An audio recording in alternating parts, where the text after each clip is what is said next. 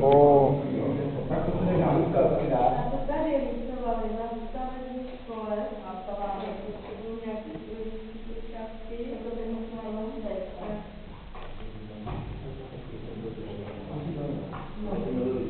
A my tedy to budeme jednodušší, nenáročnější obrázky, protože se jich to nevede.